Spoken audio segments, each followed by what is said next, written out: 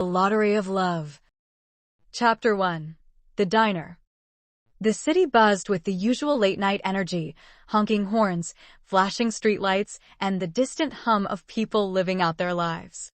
But inside the small diner tucked on a quiet corner of Oak and 4th, time seemed to slow down. The neon sign flickered with an old, warm glow as the aroma of frying eggs and fresh coffee filled the air. Lucy wiped a bead of sweat from her brow, her movements automatic as she poured coffee into an empty mug. Her eyes darted across the diner, noting the tired faces of the few remaining patrons who lingered in the booth at the back. It was past midnight, but she still had an hour left before her shift would end. The only thing keeping her going was the knowledge that it was her last job of the day, only one more paycheck to add to the pile. "Refill, hon?" Lucy asked a woman with short, gray hair, who smiled gratefully at her. "Thank you, dear. You're always so quick." Lucy returned the smile, though it didn't quite reach her eyes. She had long ago mastered the art of friendly politeness, a mask she wore to get through the long, exhausting hours. The woman took the coffee with a sigh, and Lucy turned to the counter, her body aching from the hours of standing.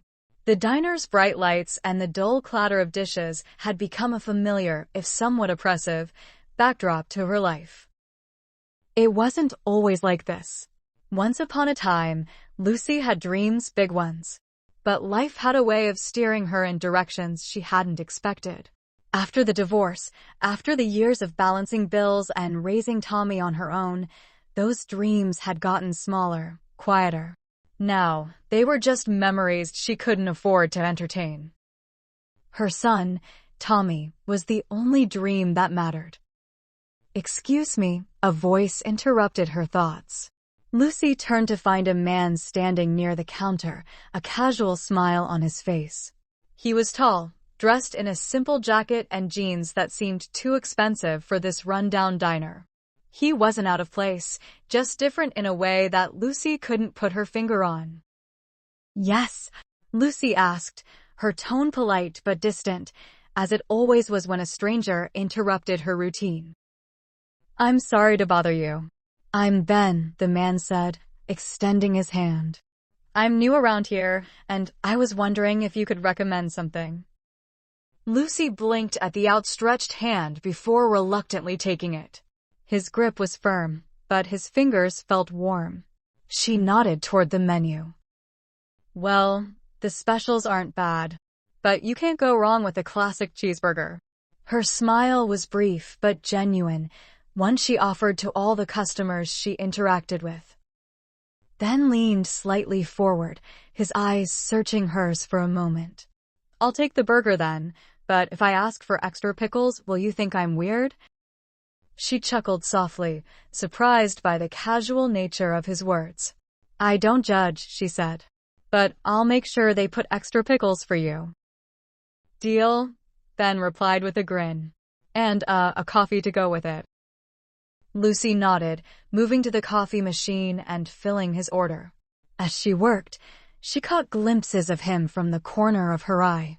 He wasn't like the usual crowd. He wasn't some loud, drunk businessman or the late-night wanderers who were just passing through. There was something almost too calm about him.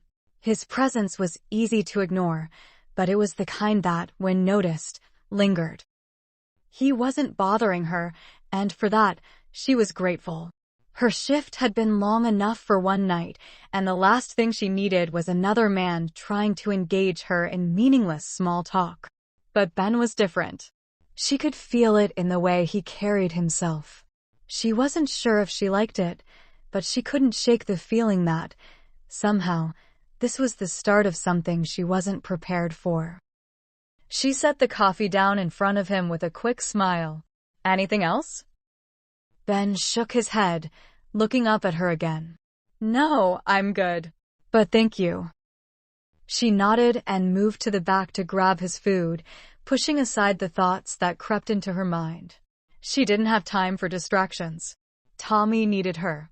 The bills needed to be paid. She had enough to focus on without wondering about the intentions of some stranger who'd wandered into the diner. When she returned with his meal, he was already sitting down, elbows propped up on the counter. He was watching her closely, his eyes warm but with an air of quiet curiosity. "Is there anything else I can get you?" she asked again, though the words were becoming more mechanical the longer she stood there. "Actually, there's one thing," Ben said, his tone lighter now, like they were continuing an old conversation. "I was hoping you could tell me about this place. I'm new in town. What's it like around here?" Lucy hesitated. It was strange, his request. Most people didn't ask about the city in such a personal way. It wasn't a tourist spot. After all, it was just a bustling, noisy place full of working-class families, like hers. But she found herself answering anyway, offering bits and pieces of information about the neighborhood. "It's just like any other place, I guess," she said. "You have your regulars, people who have been here forever. It's a place you get used to, but it doesn't exactly have the charm of those other places you see in the movies." Ben nodded thoughtfully, taking a sip of his coffee. "I see. I can understand that. I guess I was hoping to get a feel for the people here. You know, get a sense of what it's like to actually live here." Lucy raised an eyebrow at his words. "You seem like someone who's lived a little bit of everywhere." Ben laughed softly. "Maybe, but you know how it is. You keep moving, keep changing, but you never quite find what you're looking for. Maybe I'm looking for something simple. Something real." Lucy didn't know why, but the sincerity in his voice caught her off guard. She had heard people talk about real things before, but they often didn't mean it. It was just a cover for wanting something more than they had. But Ben, there was something about him. He was different. "Well, you're in the right place if you're looking for simplicity," Lucy said. "Nothing fancy here. Just people trying to get by." Ben smiled, his eyes sparkling in a way that made her feel as if she'd said something worth hearing. "Sounds good to me." Lucy didn't say anything else as she turned back to the counter, refocusing on her work.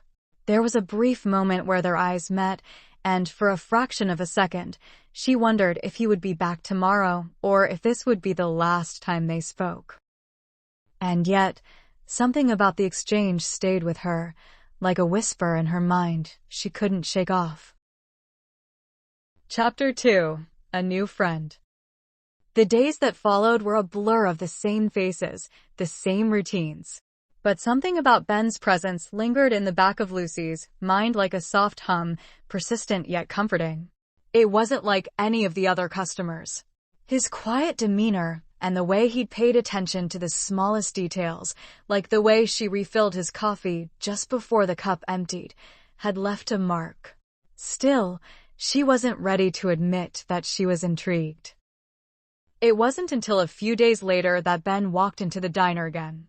This time, it was earlier in the evening, just as the dinner rush had begun.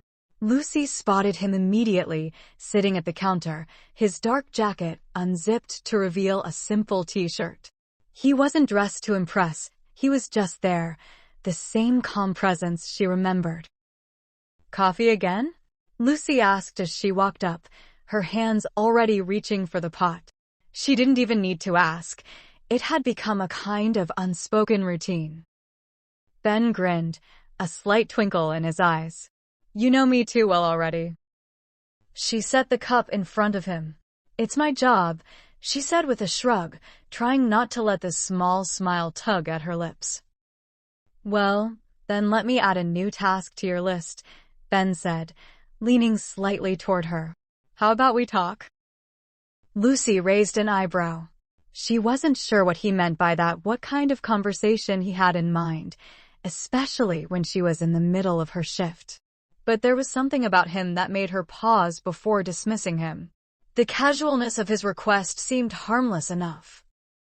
"Talk," she repeated, keeping her voice neutral. "About what?" Ben leaned back, eyes scanning the diner for a moment before turning back to her. "About anything. Life, the city, work, you know, normal stuff." Lucy hesitated. It wasn't like she didn't want to talk. She had plenty of things on her mind, but most of them involved worries she didn't feel like sharing. The weight of her life, raising Tommy, paying bills, keeping up appearances, felt heavy. She wasn't sure she was ready to unload it on someone she barely knew, no matter how friendly he seemed. But she was tired. Tired of pretending that everything was fine when it wasn't. And Ben seemed like someone who understood that silent struggle. He wasn't asking for much, just a moment of her time. "All right, what do you want to know?" she asked, pulling up a chair beside him and sitting down. She couldn't remember the last time someone had asked her to talk without wanting something in return. This was different. Ben smiled, and for a moment, she thought she saw a flash of something deeper behind his eyes, a kindness mixed with an understanding that felt almost too familiar. "Well, let's start with the basics. How long have you been working here?" he asked casually, as though he were genuinely curious. But his voice held an undertone of empathy that made Lucy pause. Most people didn't care enough to ask about her job, let alone linger to listen to her answer. She chuckled softly. "Longer than I care to admit.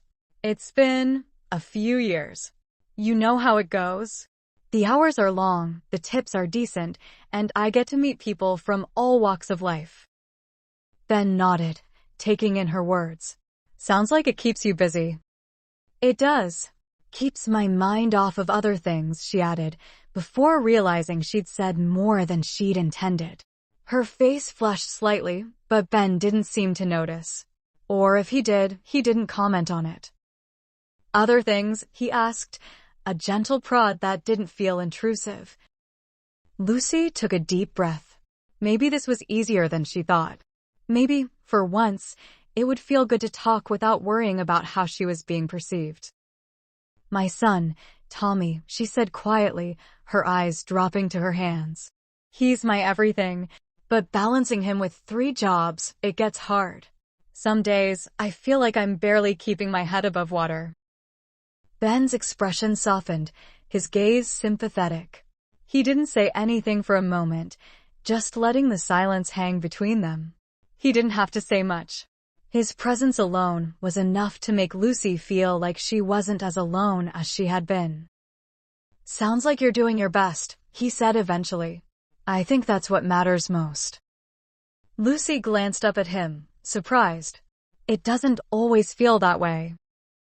"I understand," Ben said, his voice gentle. "But you're still here, still doing it. That's more than a lot of people can say." She didn't know why, but his words had a way of settling her restlessness. He didn't try to offer solutions or platitudes. He simply recognized the effort, which felt like a small but meaningful acknowledgement of her struggles. For the first time in a long while, she felt like someone truly saw her, not just the waitress behind the counter, but the woman who was doing everything she could to make life work for her son. "I don't talk about it much," Lucy admitted. "Most people don't really understand. They think I just want a handout or a pity party. I don't want that." "I get it," Ben said. "You're doing what you need to do to survive, and that's something to be proud of." Lucy nodded, the weight of his words sinking in. It wasn't about making people understand. It was about living her life on her own terms. But for the first time in a long time, she felt like someone genuinely respected her for it. Ben continued to talk to her throughout the evening, asking questions, sharing stories, but never pushing too hard. He didn't talk about himself much, only hinting at vague details about his life. But Lucy didn't mind. This wasn't about him. It was about the calm, comforting presence he offered. By the time her shift ended, she found herself reluctant to say goodbye. "See you tomorrow?" Ben asked with a smile as she grabbed her purse. Lucy smiled back, feeling a warmth spread through her chest. "I'll be here. Same time, same place." And as she walked out into the night, she couldn't help but feel that the world had gotten just a little bit smaller and a little bit kinder. Chapter 3. The Unlikely Offer. The diner was quiet again the next night when Ben returned, his usual calm demeanor setting him apart from the evening's usual bustle. Lucy was finishing up her shift, wiping down the counter as she glanced at the clock. It was already past midnight, and the regulars were starting to drift out. She'd only been working a few minutes longer than usual, but her exhaustion was settling in for the night. Ben slid into his usual spot at the counter, not bothering to wait for her to come to him. He'd already become a fixture in the diner, a friendly face she had come to expect, even if they hadn't crossed many lines of personal conversation just yet. Something about his unassuming nature made it easy for Lucy to keep up the comfortable, if distant, exchanges with him. "Long day?" Ben asked as she approached, giving her a soft smile that had become familiar. Lucy sighed and nodded. "You could say that. It's never really over when you're juggling 3 jobs." "3?" he asked, a raised eyebrow betraying his curiosity. She gave him a tired smile. "Yeah, I work here at the diner, then I do late-night shifts cleaning at the hotel, and I pick up shifts at the local grocery store when I can. If you want to make ends meet, you have to hustle." Ben was quiet for a moment as she filled his coffee cup. His fingers drummed lightly on the counter as he observed her, the wheels in his mind turning, though he said nothing. Lucy didn't mind. He was a good listener, something she hadn't realized she appreciated so much until recently. "I admire how you manage it all," he finally said, his voice low but sincere. "I can't imagine working that much. I think I'd be a mess." She chuckled softly, though it was tinged with a hint of bitterness. "You get used to it," she replied. "You don't have much of a choice when you've got a kid to take care of." "That's true." Ben smiled at her, but there was something more to his expression now, something almost thoughtful. He shifted his posture, leaning slightly forward as if he was about to say something important. Lucy raised an eyebrow, intrigued by the sudden change. "So," Ben began, his voice lowering just a bit, "I've been thinking, you've been working so hard for so long, and I don't want to be someone who just takes up space in your life." Lucy frowned, wondering where he was going with this. "What do you mean?" "Well, you don't know me that well. And I'm sure you're used to people offering advice or trying to fix things for you," he said, his voice gentle but filled with something deeper. "But I want to offer you something a little different." Lucy felt a small, guarded knot tighten in her stomach. She had seen this before. People offering help because they thought she needed it. She wasn't one to accept charity, not from anyone, and especially not from a stranger. "I'm not sure I need anything," she said carefully, trying to keep her voice neutral. Ben raised his hands in mock surrender. "I'm not offering anything you don't want. I know you don't need handouts. But this is different. What if I told you there's a way for you to get a little breathing room? A chance to not worry about everything all the time." Lucy narrowed her eyes slightly. "How's that?" "I've been thinking about it for a while," Ben continued. "You work hard, and I respect that. I see you running yourself ragged, and I just want to help. Not in the way you're thinking, though. I've got an idea." Lucy couldn't help herself. "What kind of idea?" Ben hesitated for a moment, clearly weighing how best to phrase it. When he spoke again, his tone was casual, almost teasing. "I bought a lottery ticket last week, and I've been thinking if I win, I'll split the winnings with you." Lucy blinked, her confusion clear. "You're serious?" Ben's smile was calm, but there was a glint of something mischievous in his eyes. "Sure, why not? It's not like I need all of it. It's just a lottery ticket. If it pays out, why shouldn't you get a little something too? You deserve it."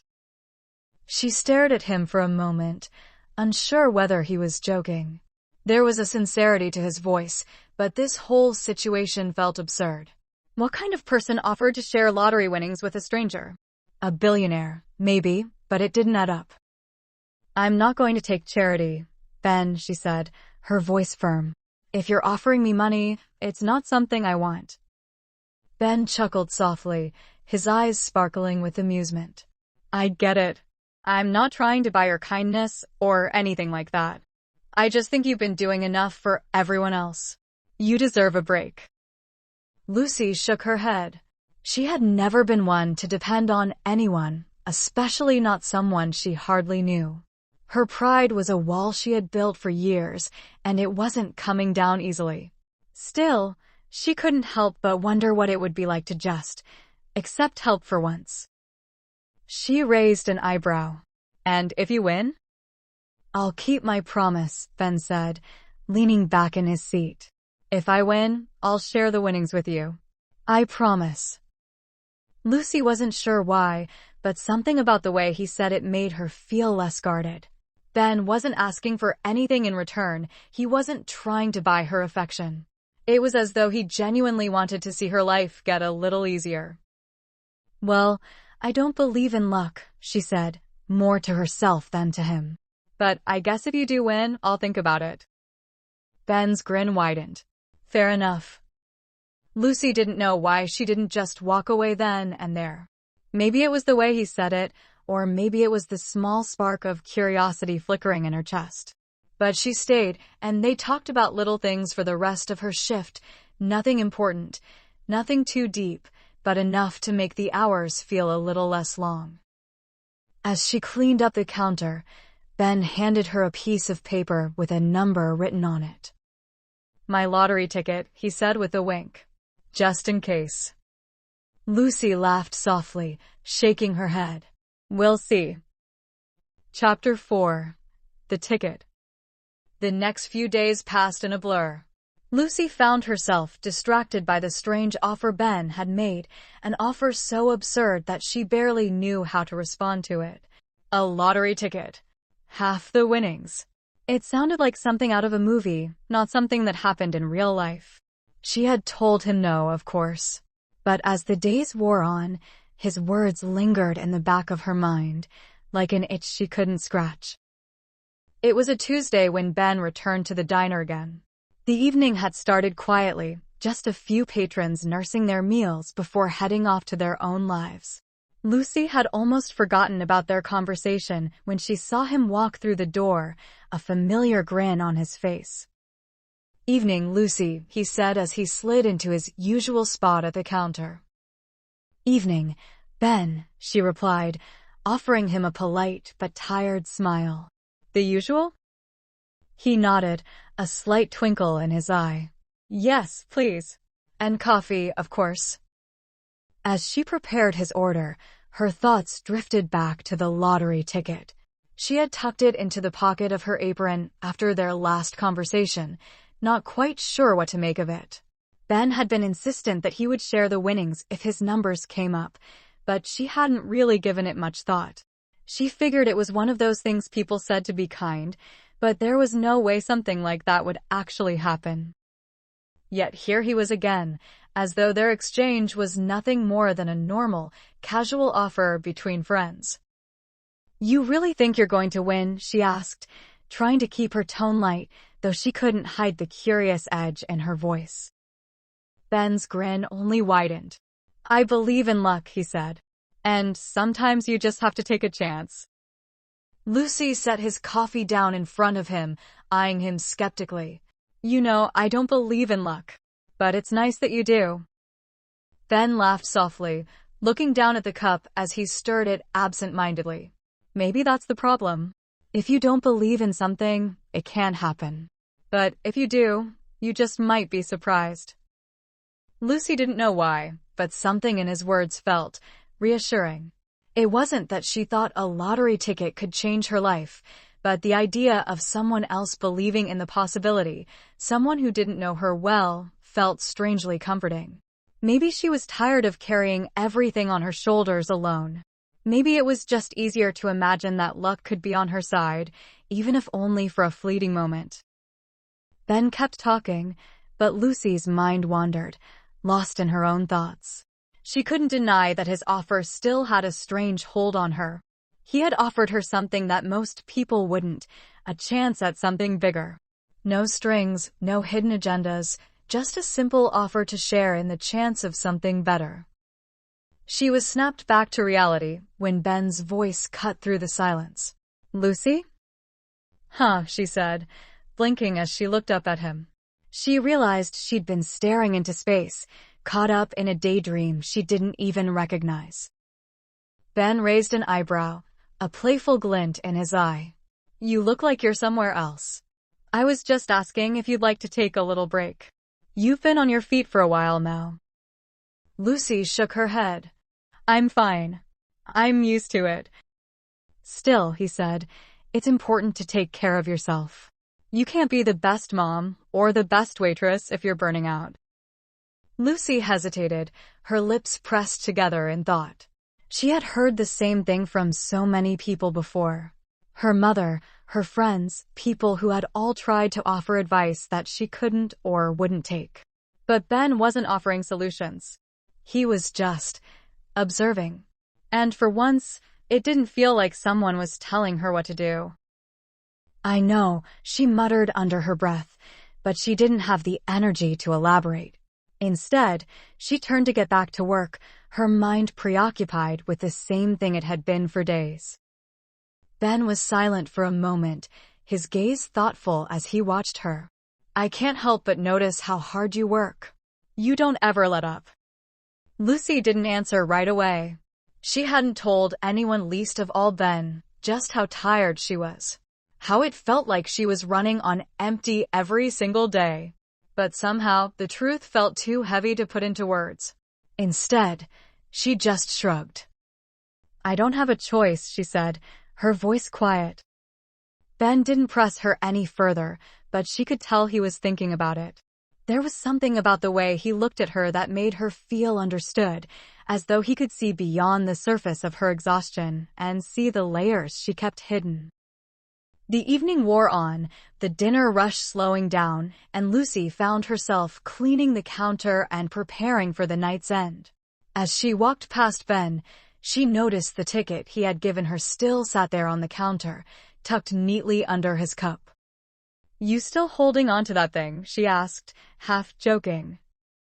Ben gave a small smile. "I thought you'd be curious." Lucy picked it up, turning it over in her hands. She could almost hear the hum of the city outside, the distant sounds of cars and voices, but in that moment, the world felt still. For the briefest of seconds, she thought about what she would do if she actually won.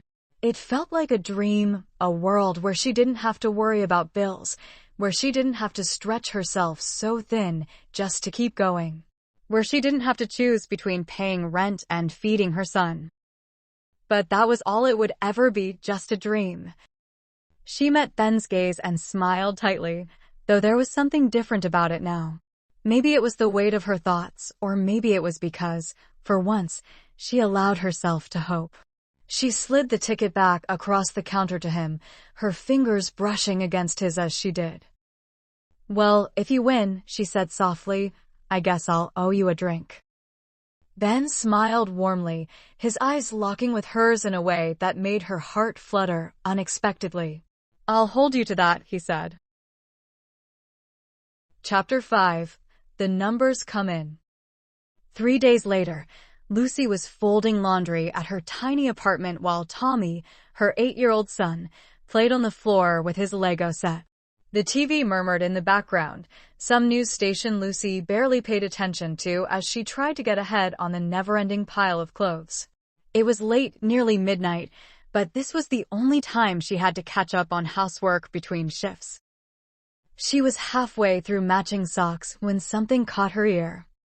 Last night's winning numbers for the state's $120 million lottery are 0, 4, 18, 27, 34, 42, and 09. Lucy didn't think much of it at first. Lottery numbers were always background noise. But something about the number 18 made her pause. Her birthday. She reached into the drawer where she'd tossed the crumpled copy of Ben's ticket, her curiosity piqued despite herself. She unfolded it and stared. 0, 4, 18, 27, 34, 42, 09. Her breath caught in her throat. The numbers matched. "No," she whispered, her hands trembling. "That's not possible." She blinked, read it again. Still the same. She sat down on the couch, her legs suddenly heavy. Her heart thudded in her chest, loud enough to drown out the TV, the city outside, even Tommy's humming. Could this be real? Could Ben have actually won? No. No way.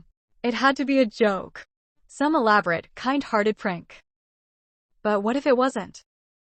What if Ben had bought that ticket with the real numbers? And if he had, what would that mean for her? Lucy barely slept that night. She stared at the ceiling in the dark, wondering what this could possibly mean. And more importantly, what was Ben going to do? The next night at the diner, Ben didn't come in. Lucy tried not to notice, but she kept glancing at the door every few minutes, half expecting him to stroll in with that same easy grin and a cup of coffee in hand. She knew she shouldn't expect anything. He was under no obligation to give her anything, even if he had one. By the following night, he still hadn't shown. That's when the nerves began to set in. Maybe he'd forgotten. Maybe he had never meant it. Maybe he'd won and decided she wasn't worth remembering. It stung more than she cared to admit. But then, on the third night, just as she was finishing her shift, the bell above the diner door jingled, and there he was. Ben. His expression was unreadable. There was no teasing smile, no casual wave.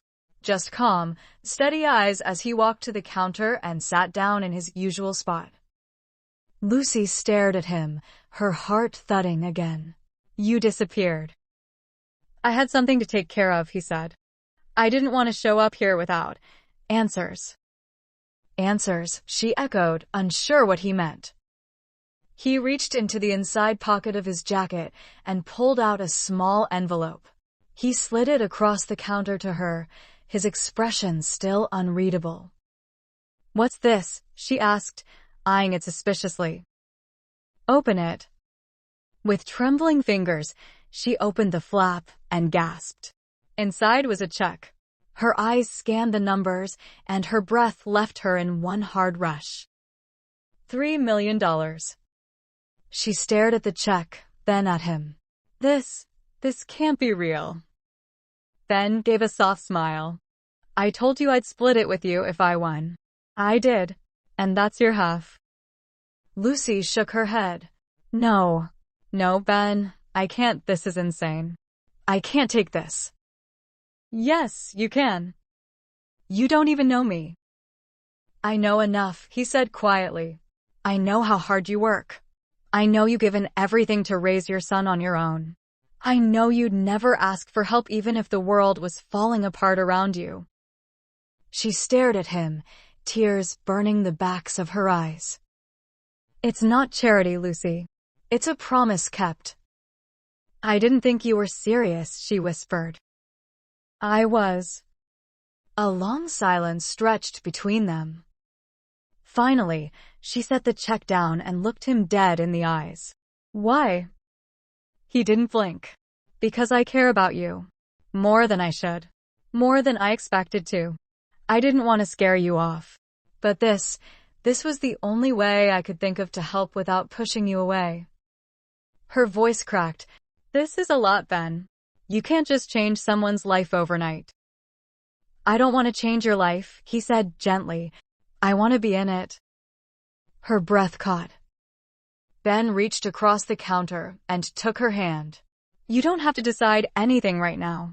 But the money's yours. No strings attached. What you do with it, that's up to you."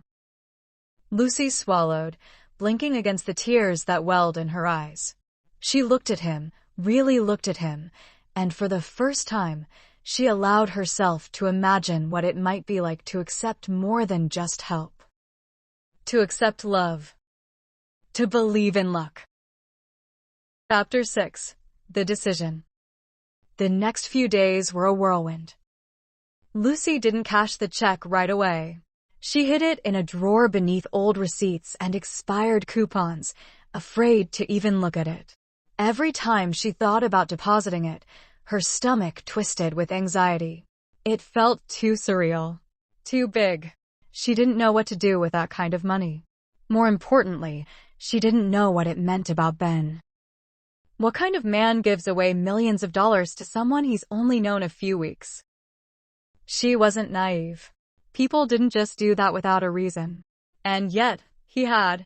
And he hadn't asked for anything in return. Still, the doubts whispered. What was he hiding? On the third day, she walked Tommy home from school and stopped by the local credit union. She didn't plan to cash the check, not yet, but she wanted to make sure it was real. The teller's eyes widened as she examined it. After a few moments, she looked up, startled. This is legitimate. Lucy nodded slowly, heart pounding. Thank you. She walked out of the bank with shaky hands. The money was real. The promise was real. But what did it mean for her life? Later that night, after Tommy had fallen asleep with his favorite stuffed dog tucked under one arm, Lucy sat at the tiny kitchen table and stared at the check again. Could she really do this? Could she accept it without feeling like she was selling her pride? As if summoned by her thoughts, her phone buzzed. A message from Ben. You okay? She stared at the screen for a long moment before typing back. Yes, just thinking. A moment passed. Thinking's good. Do you want company? She hesitated, then typed. I do. Ben arrived 20 minutes later with takeout and 2 cups of hot tea. It was the most casual she'd ever seen him. Gray hoodie, jeans, messy hair. He looked like he'd just rolled off a couch, but somehow he still carried that effortless warmth with him. Like he belonged. They ate quietly in the kitchen, sipping tea and listening to the sounds of the city through the open window, cars passing, someone laughing down the block, the occasional bark of a dog. When they finished, Lucy gathered the dishes. Ben moved to help her, and their hands brushed at the sink. She didn't pull away this time. Ben, she said, drying her hands, why did you really give me that money? He leaned against the counter, watching her. Because you needed it. And I could. But why me? His voice was quiet. Because you're the first person I've met in a long time who didn't want anything from me. Lucy looked at him, confused. What do you mean? Ben's expression shifted. He seemed to wrestle with something before finally speaking. I haven't been completely honest with you, Lucy, he said softly. Her stomach dropped. Okay. He took a breath. My name is Ben Harrison. I'm the CEO of a company called Corelight Holdings. She blinked. I've heard of that. He nodded. It's mine. My family started it. I've been running it for 5 years. She just stared at him, struggling to process. You're a billionaire? Yes. The silence that followed was thick and heavy. Lucy took a step back. So you lied to me? I didn't lie, he said quickly. I just didn't tell you. I wanted to know who you were without all the noise. Without the money. I've dated women who saw me as a wallet. I didn't want that with you. She crossed her arms. So you pretended to be some regular guy at a diner? I am a regular guy, he said gently. At least, I want to be, when I'm with you. Lucy turned away, her mind reeling. This is too much. I don't even know what's real anymore. Ben walked around to face her, his voice soft. This is real. We are real. The money didn't change that. I just wanted to help you, in the only way I knew how. She stared at him, heart pounding. I just needed time, he continued, to figure out when and how to tell you. And the lottery, she asked. Was that real? He hesitated. No, I didn't win. I just bought the numbers I knew were going to hit. She blinked. You rigged it. He shook his head. No, I just bought the ticket after the numbers were drawn. I paid someone to create a fake timestamp. It wasn't illegal, just a trick. Her breath caught in her throat. You faked it to give me the money without me knowing it came from you. He nodded. Tears welled in her eyes, but she didn't know if they came from anger or awe or heartbreak. She sat down slowly, everything in her world shifting beneath her feet. I need to think, she said, her voice a whisper. I understand, Ben replied. He walked to the door and turned back one last time. I just want you to know, none of this was ever about pity. It was about love. And then he was gone. Chapter 7. All the Walls Come Down. Lucy sat at the kitchen table long after Ben had left. Her tea had gone cold, and the lights from the apartment across the street blinked off one by one. The silence was thick and consuming, pressing against her like a weight on her chest. She couldn't sleep, couldn't think, couldn't feel anything except 1,000 emotions tangled into one overwhelming knot. Ben was a billionaire. Ben had faked a lottery win to give her money without making her feel like a charity case. Ben had omitted the truth about who he really was. And Ben said he loved her. Her hands trembled as she ran them through her hair. For so long, she had survived by trusting only herself.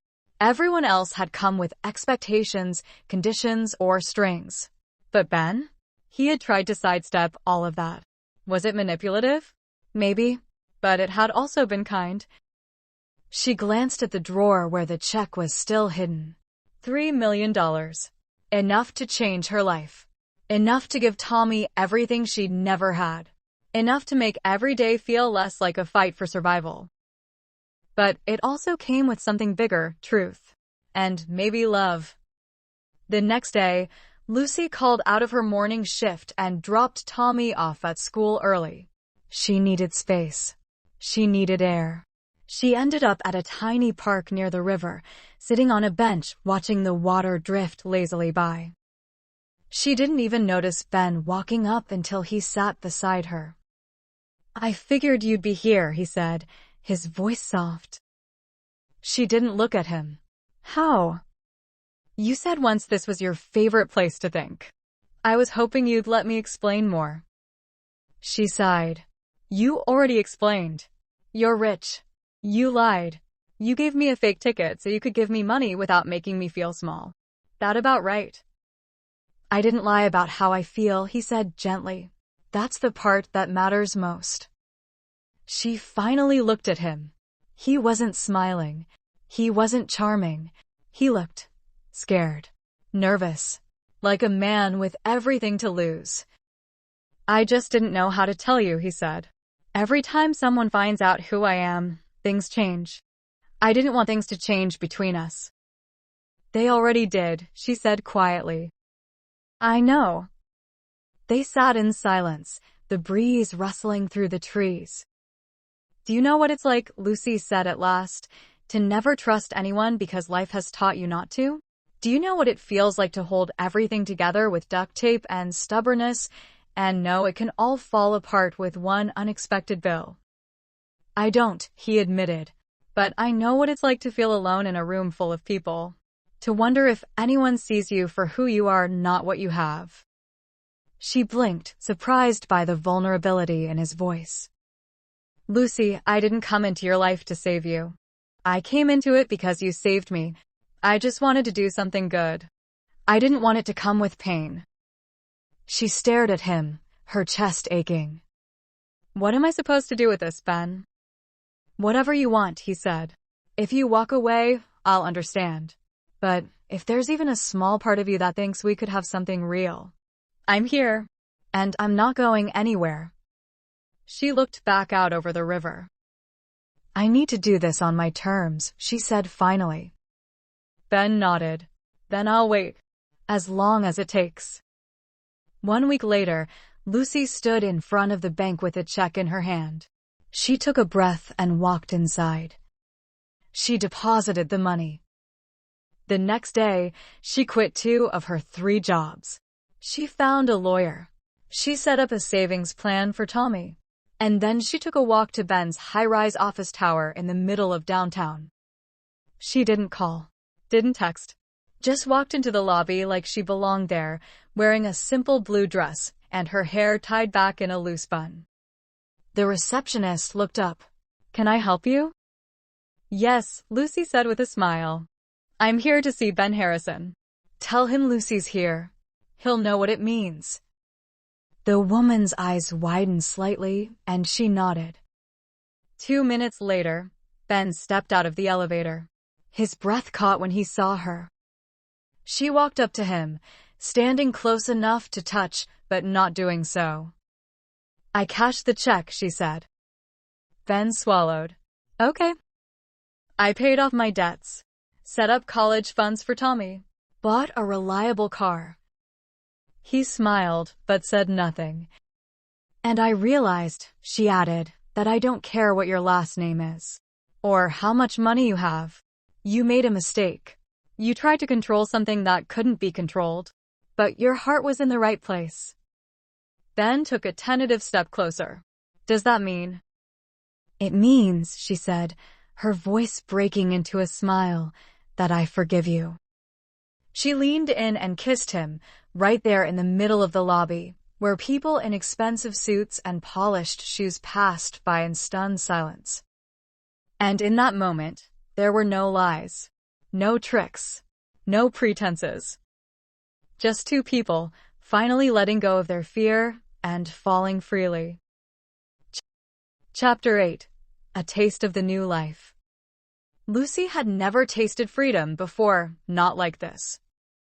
The first morning she woke up and realized she didn't have to rush off to one of her jobs was surreal. Sunlight filtered through the curtains, and for once, she stayed in bed just a little longer, listening to the quiet. Tommy had crept into her bed sometime in the night, and now he slept beside her, snoring softly. She smiled, brushing hair from his forehead. $3 million didn't buy happiness, but it bought time. Time to breathe. Time to think. Time to be with her son without the crushing weight of exhaustion and fear. She cooked breakfast slowly, pancakes with real maple syrup and fresh fruit, and when Tommy sat at the table, eyes wide at the spread, he said, "Did we win something?" Lucy laughed. "Kind of, sweetheart." She didn't tell him everything. Not yet. He didn't need to know about fake lottery tickets or hidden identities. For now, it was enough that they had a future again. Later that week, Ben invited them both to a quiet dinner at his private townhouse on the edge of the city. Lucy hesitated at first, still cautious about the vast differences in their worlds, but she agreed. Tommy deserved to know the man who had changed their lives. When they arrived, Ben opened the door with a grin and knelt to greet Tommy with a friendly, "You must be the boss around here." Tommy laughed, instantly warming to him. "Are you rich?" Ben blinked, caught off guard, then smiled. "What gave me away?" "The house smells like clean socks and steak." Lucy burst into laughter. Over dinner, the three of them talked like old friends. Ben didn't flaunt his wealth. There were no servants, no silver trays, just good food and warm company. He asked Tommy about school, about video games, about dinosaurs. And he listened. Really listened. And when Tommy fell asleep on the couch later, curled up with Ben's dog, Lucy found herself watching Ben from across the room and wondering how on earth she had gone so long without someone like him. She walked over quietly and sat beside him. "He's already crazy about you," she whispered. Ben smiled. "He's a great kid." "I was scared," she admitted. "Still am." "I know. But I'm not running." His hand found hers. "Neither am I." The next few weeks flew by in a blur of new routines. Lucy enrolled Tommy in a better school, took time to explore career paths she'd never thought possible, and even started a business plan for a cozy brunch cafe, something she'd always dreamed of but never dared pursue. And through it all, Ben was there. Sometimes helping, sometimes just supporting, always patient. He never pushed her into the spotlight of his world, but slowly, gently, he invited her into it. For the first time in years, Lucy let herself hope. Let herself plan. Let herself fall. But one night, just when everything felt too perfect, something changed. Ben had to fly out for a business emergency in London. He promised he'd only be gone 3 days. But when the 3rd day passed, and then the 4th, Lucy started to worry. He didn't call. He didn't text. His assistant said he was unreachable at the moment. That wasn't like him. At all. By the 5th day, her stomach churned with unease. Something was wrong. And she was right. Because the next morning, a headline appeared that shattered the illusion. Corelight CEO involved in embezzlement scandal. Federal investigation launched. Lucy stared at the news alert, her heart racing. And just below the headline was a photo of Ben being escorted into a black car by men in suits. Her world tilted. Was it a mistake? A setup? Or had Ben lied about more than just his name? Chapter 9. The Storm. Lucy couldn't breathe. The headline blurred in her vision as her fingers trembled over the phone. Tommy was at school. The apartment was silent except for the faint hum of the refrigerator. But in Lucy's chest, a storm had already started. Corelight CEO involved in embezzlement scandal. She clicked the article, reading every word twice. Then again. Words jumped out like knives. Federal charges, millions unaccounted for, offshore accounts, pending indictment. Ben Harrison named as primary suspect. No, she whispered. No, this isn't right.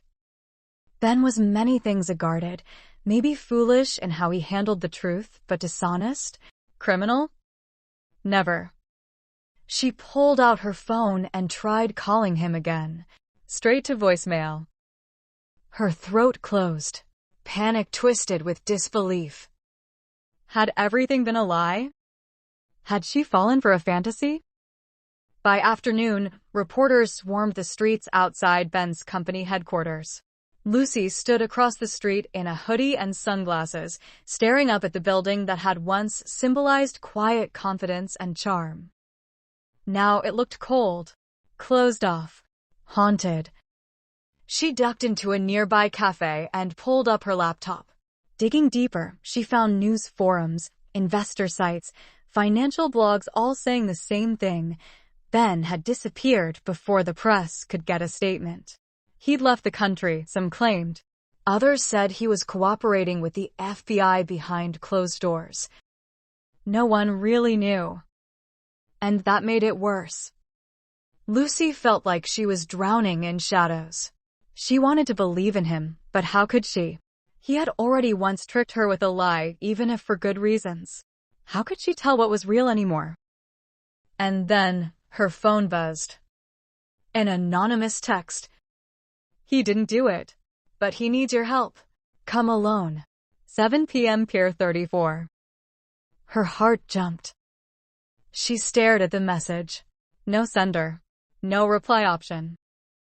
She looked out the cafe window. The world was spinning. And she had no idea what she was walking into. 7:03 p.m.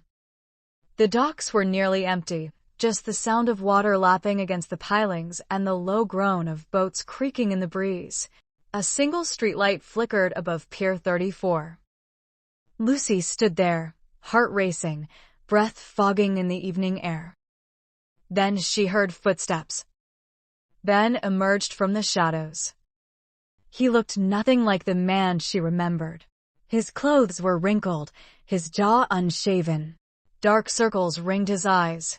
But the moment he saw her, something in his posture softened.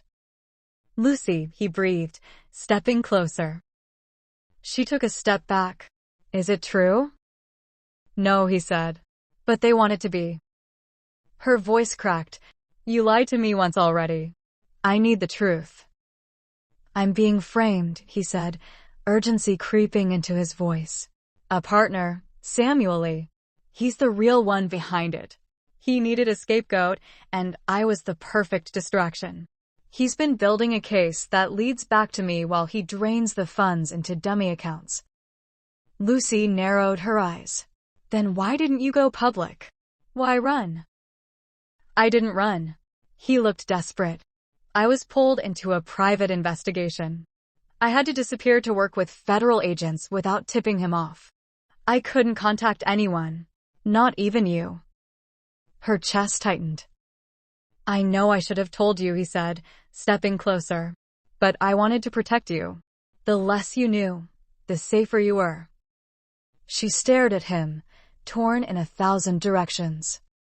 But now I need your help, Ben said. You're the only one I trust.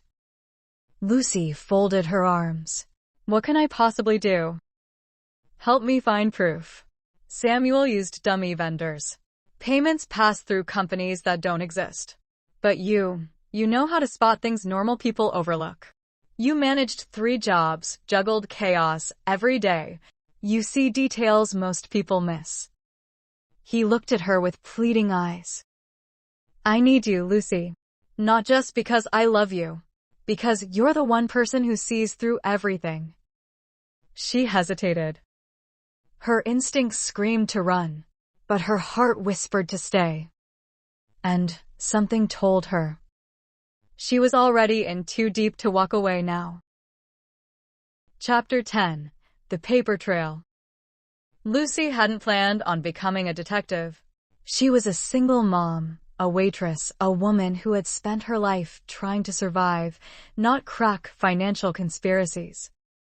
But now, as she sat at her small kitchen table at 1 a.m., files spread out before her, a notebook full of scribbled numbers at her side, she realized this wasn't just about Ben. It was about truth, about dignity, about justice.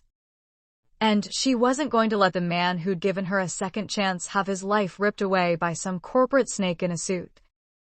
She leaned in and studied the reports Ben had slipped her, documents from Corlight's internal transactions that hadn't yet been seized by the government. 3 vendors stood out. K&A Supplies, Atlas Merge, Red Shore Imports. Each had received over $2 million in the last 18 months. Each had no physical address, no phone numbers, no real digital footprint. Fakes. All of them. Ben had been right.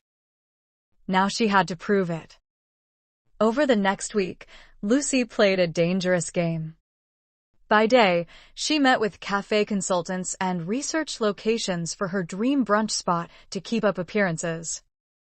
By night, she poured through invoices, using her own savings to access private business registries and digital paper trails.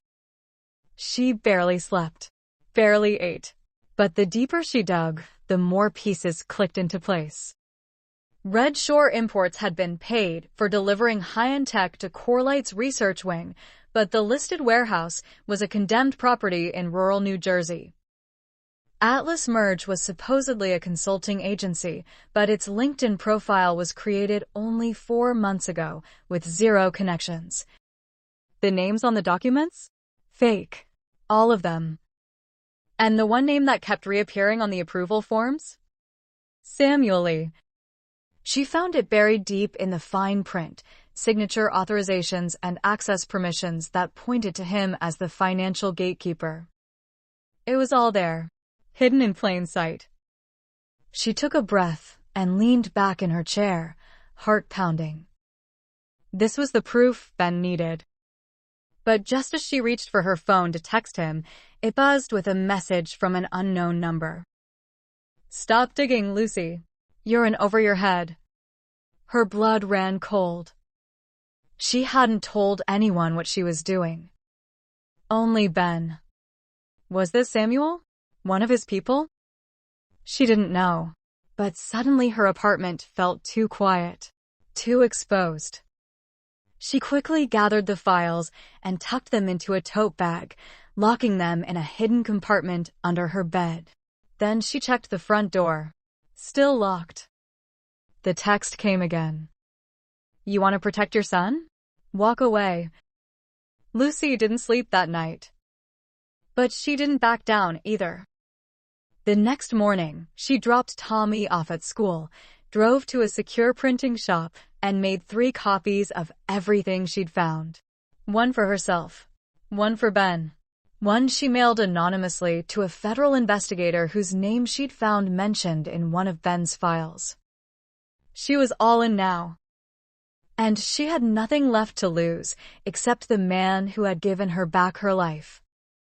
That evening, she met Ben in a private parking garage 2 floors below an abandoned downtown bookstore.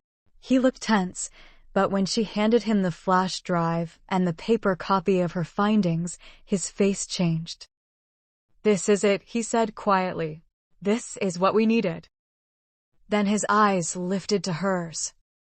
You saved me, Lucy. She looked at him, still shaken. They threatened Tommy. He froze. What? She nodded. Told me to walk away. Told me I was in over my head.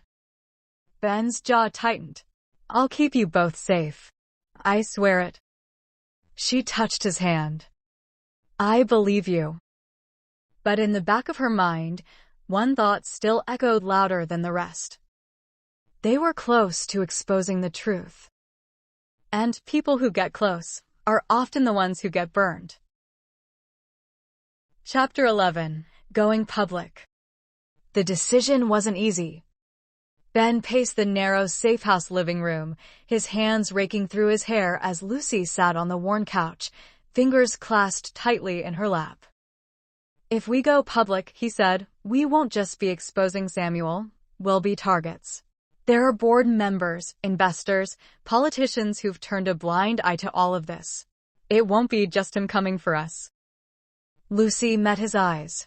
Then we hit them where it hurts. With truth. Ben looked at her for a long moment, his face softening. You're stronger than I ever imagined. She shrugged. Try living on 2 hours of sleep, 3 jobs, and a 6-year-old who thinks broccoli is a punishment. He laughed, but there was tension behind it. By noon the next day, they were sitting across from federal agent Elena Maris in an unmarked office on the edge of Manhattan. Lucy had mailed her a copy of the evidence, and Maris had moved quickly to meet in person. Now, the woman's sharp eyes scanned the flash drive, her expression unreadable. This is impressive, Maris said, glancing between them.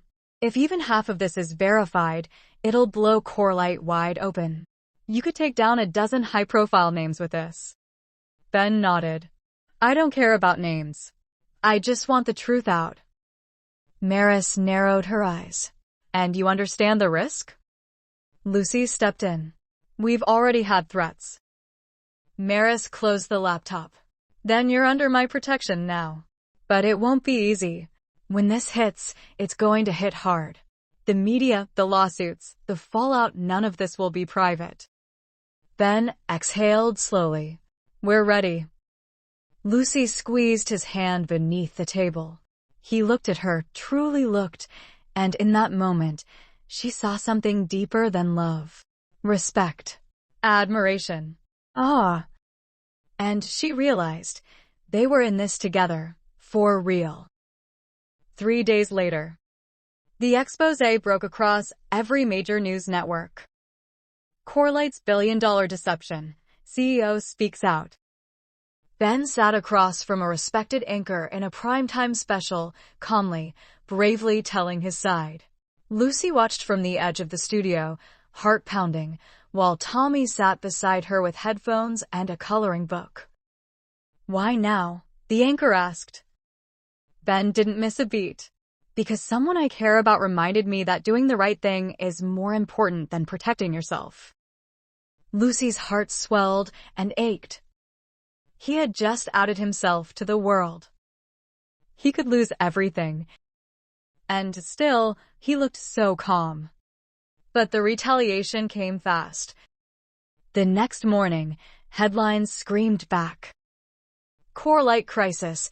Shareholders blame Harrison for collapse. Samuel Lee denies all charges, claims Ben Harrison created fakes. Security breach at Harrison's townhouse. No injuries reported. They had to move again. Maris relocated them to a secure compound north of the city. Tommy thought it was a vacation. Lucy knew better. Ben didn't complain. But Lucy saw the weight behind his smile. His name, his legacy, everything he had built was now ash. That night, as they sat outside on a deck overlooking a moonlit lake, Lucy turned to him. "You okay?" Ben nodded, quiet. "I lost everything I thought mattered." She studied him. "But?" He looked at her. "I found something more real." Lucy leaned her head on his shoulder, the cool night breeze lifting strands of her hair. "You saved me," she said softly. He looked down at her. "No, you saved me." But neither of them knew the final storm was still coming. Because Samuel Lee wasn't finished. And he had just put a price on both their heads.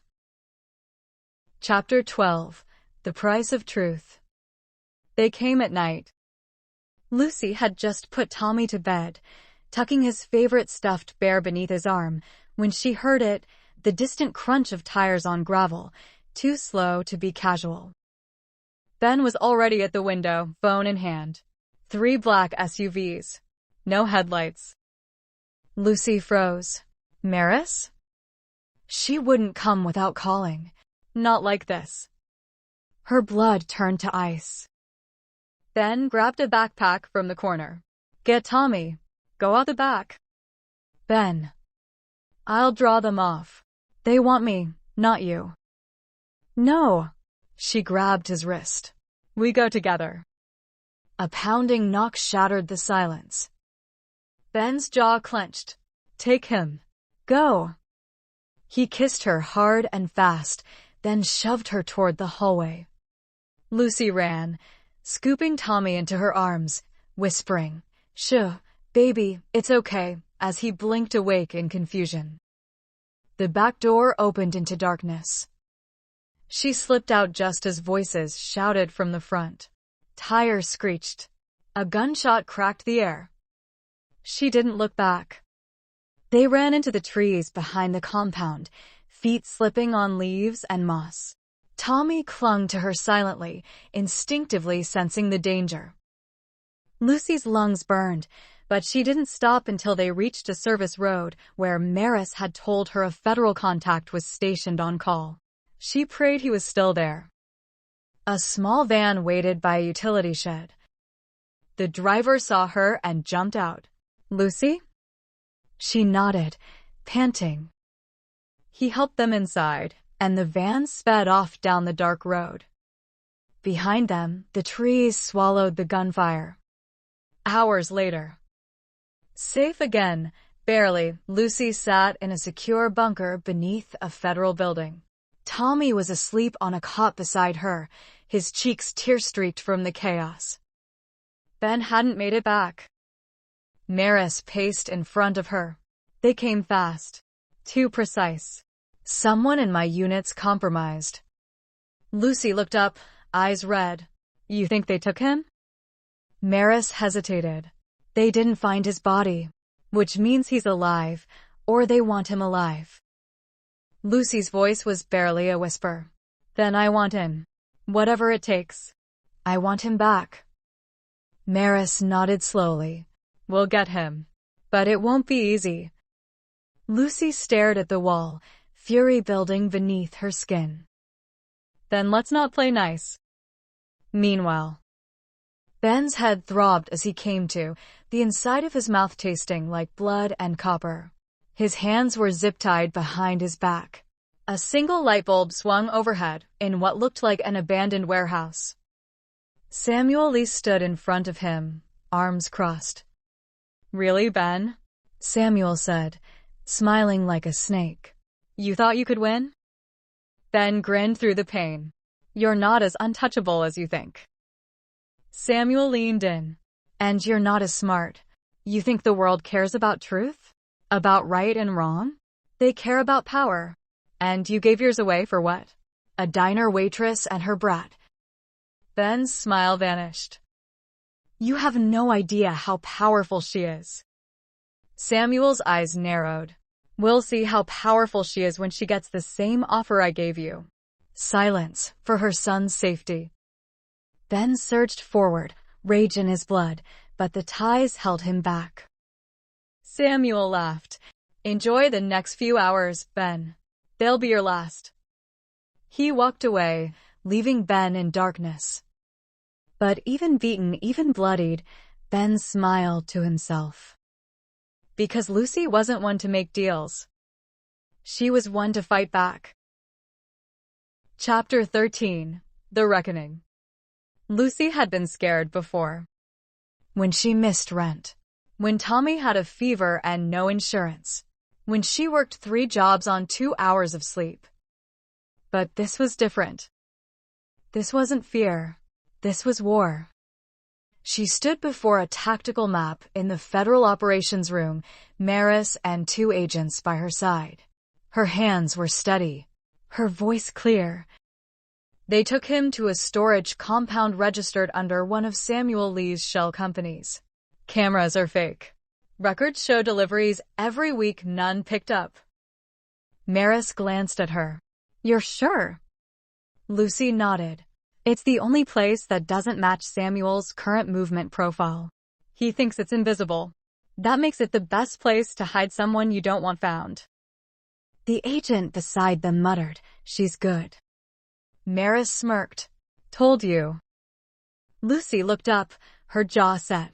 Let's go get him. An hour later. Lucy pulled on a bulletproof vest, the straps too big for her frame. Her heart thundered as she sat in the back of the black van with the team, listening to the final countdown over the comms. You don't have to be here, Maris said, checking her weapon. Yes, I do, Lucy replied. She thought of Ben bloodied, alone, probably thinking she was safe and far away. But Lucy had survived her entire life fighting off hopelessness. She wasn't about to let a man like Samuel Lee take away the one person who had given her hope. They breached just before dawn. Flashbangs. Boots. Shouts in the dark. Lucy stayed close to Maris, ducking low, heart pounding, until they reached the far end of the warehouse, where a locked security door stood sealed. Inside, a single voice groaned. Ben. Lucy screamed, pounding on the door. An agent rigged the lock. With a hiss of sparks and a screech of metal, the door swung open. Ben sat slumped in a chair, zip-tied, bruised but breathing. Lucy, he blinked. She dropped to her knees beside him, tears sliding down her cheeks. You idiot! You're supposed to stay with me. He grinned weakly. You came. I'll always come, she whispered. Maris stepped forward, cutting his restraints. We've got him. Package secure. Sweep the rest. But they were too late for Samuel. The security feeds showed him leaving minutes before the breach, slipping out through a tunnel and into the wind. Later that day, news stations exploded with the story. Photos of Samuel flashed across every screen. Corelight conspirator on the run, federal manhunt underway. Ben gave a press conference from a secure building, hand in hand with Lucy, his voice steady. I was nearly destroyed by someone I trusted, he said. But I was saved by someone I didn't deserve. This woman right here didn't just believe in me, she proved I was worth saving. For that, I owe her everything. Lucy squeezed his hand, tears in her eyes. The crowd stood in silence, cameras flashing. The world finally saw not just a billionaire, but a man. And not just a single mom, but a fighter. That night, safe and warm in a small rented cottage upstate, Ben pulled her close on the couch as Tommy snored softly in the next room. You really would have come through fire for me, Ben whispered. She smirked. You were the one who said you'd split the lottery ticket. He kissed her forehead. That was never luck. That was fate. But fate wasn't finished. Because Samuel had one more move left. And he wasn't done playing. Chapter 14. Samuel's last move. It started with a letter. Hand-delivered. No return address. No fingerprints. Lucy found it on the porch of their quiet upstate cottage early one morning while Tommy played in the living room and Ben brewed coffee in the kitchen. She opened it slowly, her stomach already twisting. Inside, a single sentence in neat, chilling handwriting. He may have your heart, but I still have your future. There was a thumb drive taped beneath the paper. They waited for Maris before plugging it in. Lucy sat with her arms crossed tight, Ben pale beside her. Maris inserted the drive into a secured laptop, activating its contents inside a digital sandbox. A video file popped up. Samuel appeared on screen, standing in front of a whiteboard in what looked like a high-rise office. I'm sure you thought this was over, he said, smiling coldly. But some of us don't believe in fairy tale endings. He held up a document. A purchase agreement. Fully legal. Fully binding. For the building you are just about to lease for your new cafe. Lucy leaned forward, heart stopping. I bought it, Samuel said. And I had the lease terminated. In fact, I've bought every viable property within a 10-block radius. No one will rent to you. No one will partner with you. Not unless you pay a price I set. He leaned in close to the camera. You took everything from me. I'm just returning the favor. The screen went black. Lucy stood there, frozen. Ben reached for her hand, but she pulled away, eyes glassy. That building was all we had left, she said quietly. My cafe. Our plan. Ben looked gutted. We'll find another way. But Lucy shook her head. No, you don't understand. This was supposed to be my win. My thing. Not charity. Not a gift. Mine. She walked out of the room. Ben followed, but Maris caught his arm. Let her breathe. That night, Lucy sat alone by the lake, her reflection trembling on the black water. She had fought so hard, pushed through everything, and still, somehow, Samuel had found a way to rip hope from her hands. She heard footsteps. Ben sat beside her quietly, waiting. After a long silence, she finally said, What if this never ends? What if men like him always find a way to win? Ben was quiet. Then, softly. Then we keep taking the pieces back, one at a time, until there's nothing left for them to hold. She looked at him. He's always 10 steps ahead. Ben smiled gently. Then we changed the game. 2 weeks later. A new cafe opened in a completely different neighborhood. Not in the city. Not high-end. Not what they'd planned. It was in a small town where Lucy had once worked her second job and where she was still remembered by name. The sign out front read, Tommy's Brunch House, where grit meets grace. Locals flocked to it. The menu was simple, soulful. The coffee was strong. The heart was real. And Samuel Lee? Still running. Still hiding. Lucy had lost the building. But she had kept her soul. That night, Ben stood behind the counter, apron and all, watching her laugh with customers as Tommy helped refill napkin dispensers. He leaned on the counter, eyes shining. You were never lucky, Lucy, he murmured to himself. You were always unstoppable. Chapter 15. A New Beginning. The cafe was thriving. Tommy's Brunch House had become the heart of the small town, part cafe, part community center, and part family. Locals came for the food, stayed for the warmth, and left feeling like they were part of something bigger than themselves. Lucy, behind the counter, smiled as she handed over a tray of eggs and avocado toast. It wasn't what she had imagined when she first started planning, but it was hers in every sense of the word. Ben was right by her side. His sharp business instincts helped make the cafe a success, but he never took credit. To the customers, he was just the guy who made great lattes and greeted everyone like a neighbor. They were a team. It wasn't perfect. There were days when the pressures of running a business, raising a child, and still processing everything that had happened weighed heavy on their shoulders. But every night, as Lucy tucked Tommy into bed and watched Ben steal glances at her, she felt that peace she hadn't known in years. She had fought for this. She had fought for them. And for the first time in her life, she could finally rest. A few months later, Ben stood outside the small brick building, a new kind of excitement in his chest. A sign had gone up on the door, Harrison and Associates, Corporate Strategy and Investment. Lucy, holding a cup of coffee, came up behind him, her eyes narrowing with amusement. Starting a new empire? He turned to her, a playful grin spreading across his face. Not an empire. Just a place where people like you, people with real ambition, can build something that lasts. She raised an eyebrow. You're getting good at this speech thing. He chuckled. I learned from the best. Lucy's lips curved into a smile. You're not bad yourself. He reached for her hand, pulling her close. I'm just lucky to have you by my side.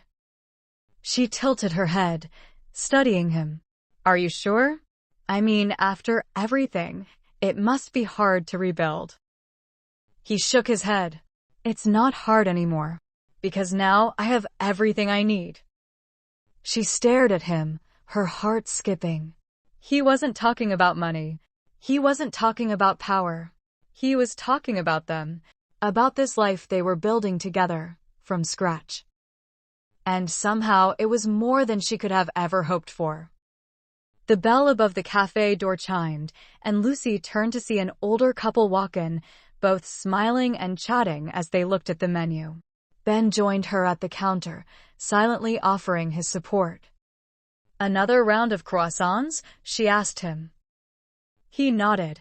You got it. They worked side by side, both of them knowing that this was the future they'd always wanted. Not the one dictated by money or power, but by real, unshakable love. When they locked eyes, there were no words.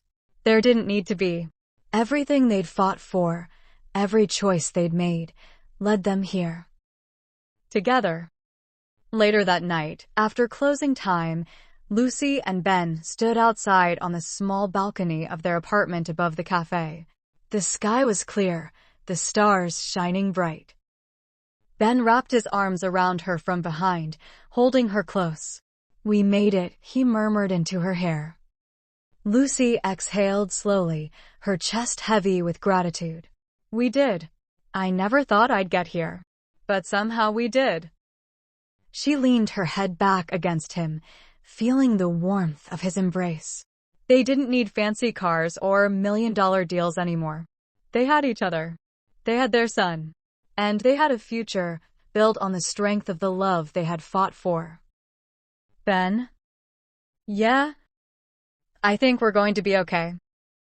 He smiled, pressing a kiss to her temple. I know we are. The camera zoomed out, leaving them standing together, watching the world move on. They had survived the storm. They had weathered the darkest moments, and now, at last, they were standing in the light. Lucy, Ben, and Tommy, what was left of the past, didn't matter anymore. They had each other. And that was more than enough.